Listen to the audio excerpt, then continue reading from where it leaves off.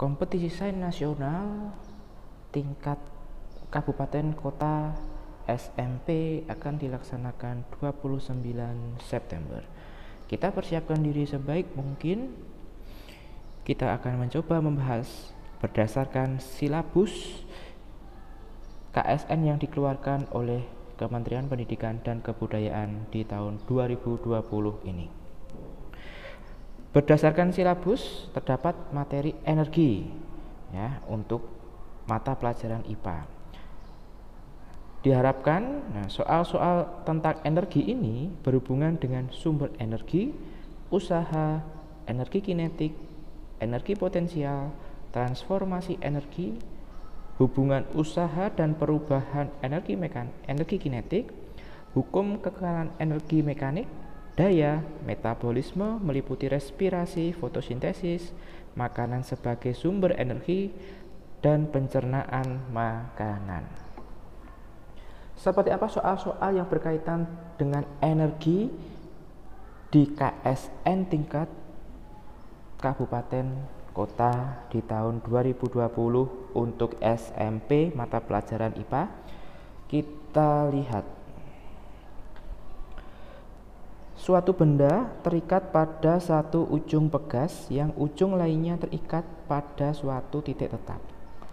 Benda berada pada keadaan setimbang di titik X sama dengan 0.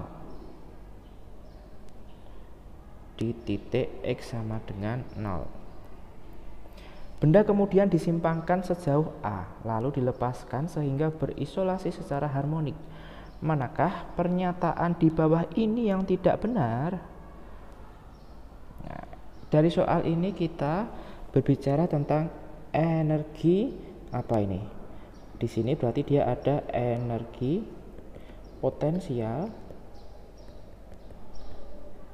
sama energi kinetik.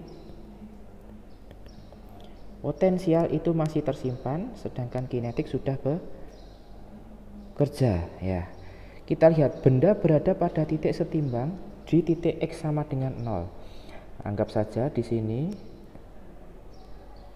nolnya di sini setimbang.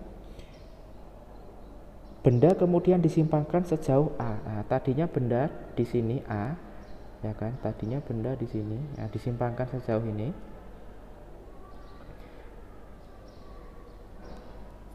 Sejauh A, dia menyimpang. Seimbangnya di 0 ini, dia seimbang. Ketika benda masih disimpangkan di titik A, berarti benda memiliki apa? Energi yang masih tersimpan karena masih ada di titik A, masih disimpangkan. Berarti di sini dia EP-nya maksimal karena masih disimpan. Ketika benda sudah mencapai seimbang, ya kan? Dia ke sana, dia sudah bergerak kan? Sudah mulai bergerak. Maka ketika dia dalam keadaan setimbang, di sini energi kinetiknya yang maksimal. Nah, dia maksimal di sini karena sudah bekerja. Lah, dalam keadaan setimbang, dia pindah ke sini sampai dia di A juga. Tapi minus A. Ketika di minus A, ya kan? Apa yang terjadi?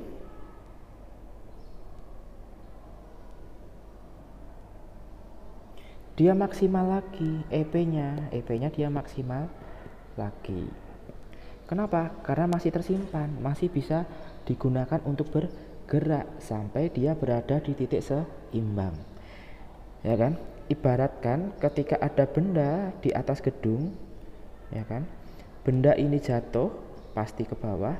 Ketika masih di atas, maka dia EP-nya maksimal. Tapi ketika sudah sampai bawah bendanya, maka yang maksimal dia EK. Dia sudah tidak berubah lagi, berpindah lagi, maka EK-nya maksimal. Sama halnya ketika dalam kasus soal ini. Ketika disimpangkan A, EP-nya maksimal, tapi ketika sudah tidak bergerak. Kapan ketika sudah tidak bergerak? Berarti ketika ada di titik yang seimbang. Maka ketika ada di titik seimbang, EK-nya yang maksimal.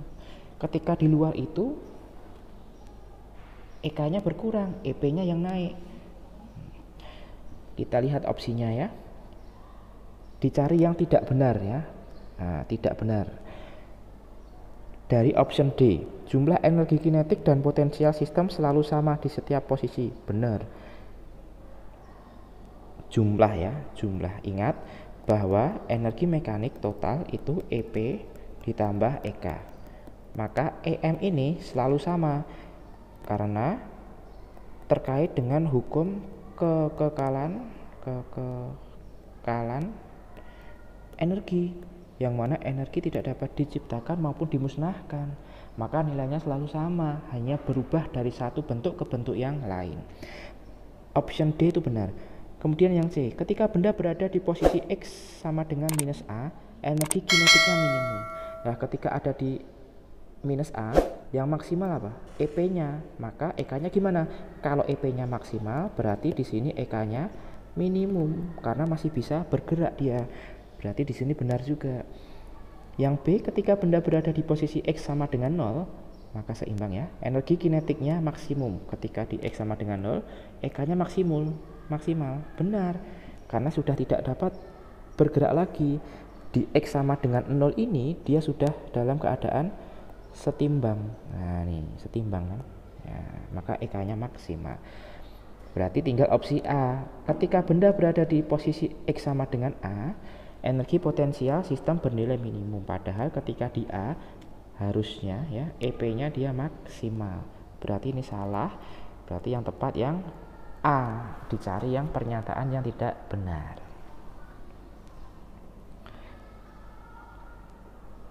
Kita ke soal selanjutnya.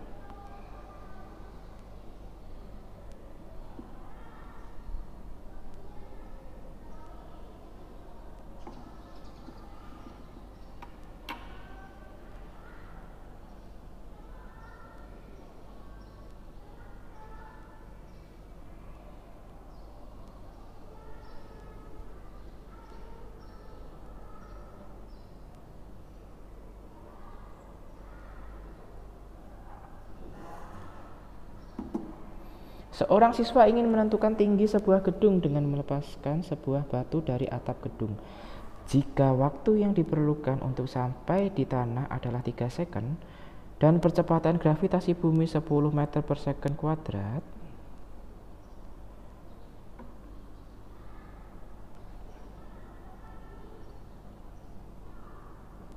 maka tinggi gedung adalah, nah, di sini yang diketahui apa? T-nya 3 second. Kemudian ada percepatan gravitasinya 10 meter per second kuadrat ya. Yang ditanyakan apa? Tinggi gedung atau hanya itu berapa? Ya kan? Ada benda jatuh. Nah, yang ditanyakan berapa ini, tingginya ini berapa, Oke, kita tahu bahwa untuk mencari T ya, itu dapatkan dari akar 2H dibagi G. Nah, kan persamaannya pakai ini kan, kita cari hanya, biar akarnya hilang, berarti di sini T kuadrat sama dengan 2H per G. Dipindah ruas, T kuadrat kalikan G sama dengan 2H. Berarti hanya berapa? T kuadrat kalikan G bagi 2. Kita pindah ke sebelah. T kuadrat, T nya berapa? 3 kuadrat kalikan G 10 dibagi 2. 3 kuadrat 9 kali 10 per 2 sama dengan H. Kita coret dapat 5. Berarti hanya ketemu 45. Ada enggak 45? Kebetulan ada ya, kebetulan ada. Kita lanjutkan. Sebuah benda diikat dengan tali, kemudian disimpangkan dan dilepaskan, sehingga benda berayun sampai akhirnya berhenti. Ayunan benda itu dari awal sampai akhir berhenti memenuhi hukum. Nah, hukum apa ini? Jadi ada sebuah ayunan, ya kan? Sebuah ayunan pada sebuah tempat ya. Nah, ini ada alasnya. Nah, di sini ada ayunan.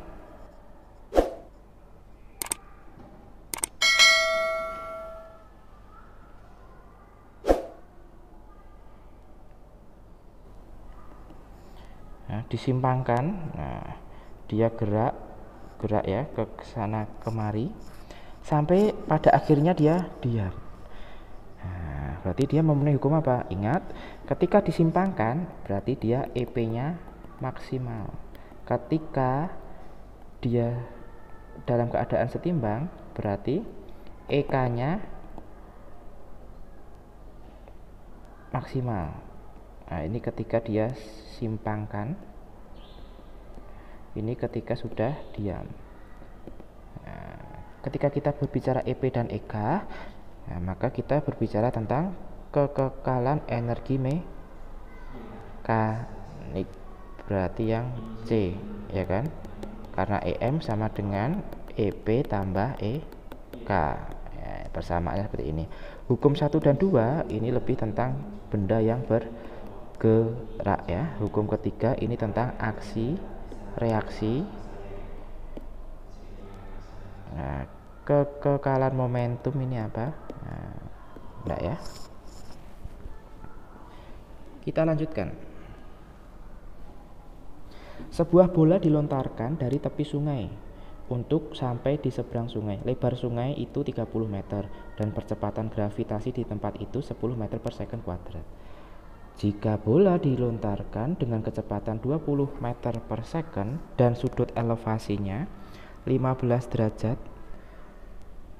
bola jatuh di mana? Nah, bola jatuh di mana?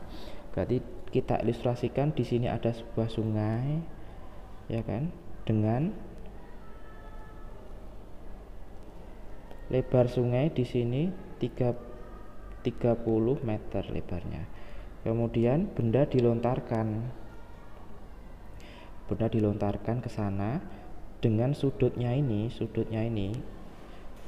15 derajat. Nah, kira-kira sampai mana kan gitu. Dan di situ ada yang namanya V-nya 20 meter per second, G-nya 10 meter per second kuadrat. Kemudian nah itu ya. Nah, yang dicari apa? Yang dicari jaraknya kan, sampai jatuh kemana. Kita pakai persamaan. Kita tahu bahwa mencari jarak terjauh, nah, untuk mencari jarak terjauh kita pakai X sama dengan V0 kuadrat dikalikan sin 2 alfa dibagi G. Nah, kita pakai persamaan yang ini. Alfanya apa? Alfanya itu sudut elevasi 15 derajat. Nah, ini untuk mencari jarak terjauh. Nah, oke, yuk kita hitung. Berarti di situ X sama dengan V0 kuadrat. V0 nya 20 kuadrat kalikan sin 2 alfa, alfanya 15 dibagi G, G nya 10. Berarti 20 kuadrat dia 400, sin berapa itu? 2 kali 15 sin 30 derajat dibagi 10. Berarti kita coret di sini 40, sin 30 berapa? Setengah. Berarti ketemu coret 20, berarti ketemu 20 meter. Maka benda akan jatuh di 20 meter. Padahal jarak sungainya berapa?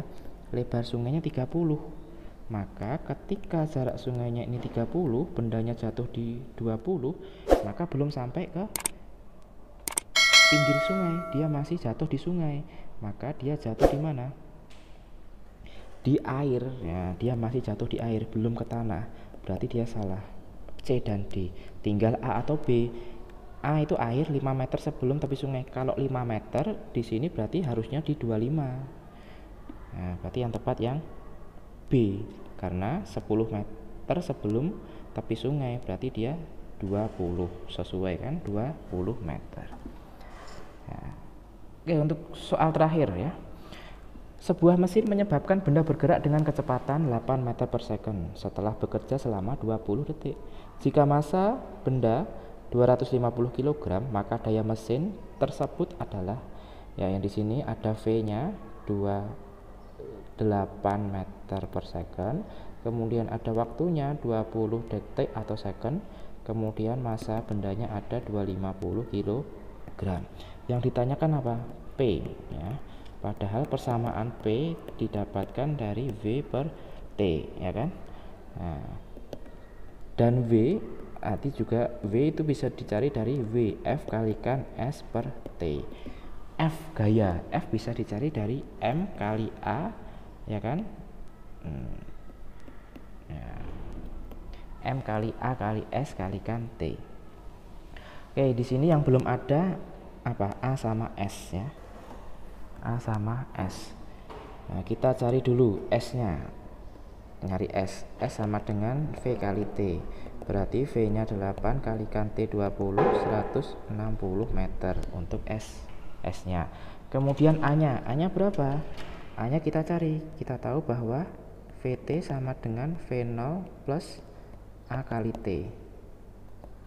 Ya kan? VT-nya berapa itu? 8 sama dengan 0 ditambah A kali T-nya 20. Berarti A sama dengan 8 per 20. Atau kita perkecil, A-nya dapat berapa ini? Bagi 4, 2 per 5. A-nya ketemu 2 per 5. Tinggal kita masukin. Berarti P sama dengan M-nya 250 kalikan A-nya tadi 2 per 5 dikalikan S-nya tadi ketemu 160 dibagi T-nya 20. Gitu ya. Kita coret nolnya, 2 sama 16 ketemu 8.